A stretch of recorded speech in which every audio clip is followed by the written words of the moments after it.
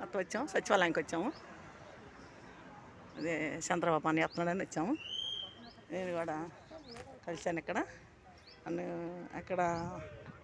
అక్కడ ఒక అతను కలిశారు. అతను కండ కూడా ఇచ్చాడు, తీసుకోమని. కండ అడిగాను, సంతోషంగా ఇచ్చాడు. చాలా ఆనందం వేసింది నాకు. అనుకోకుండా జరగటం నాకు పరిగెత్తుకుంటూ వచ్చాను.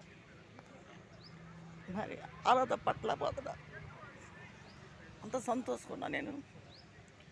అని చంద్రబాబు అని ఫస్ట్ నేను కలవటం ఫస్ట్ కలుస్తున్నాను.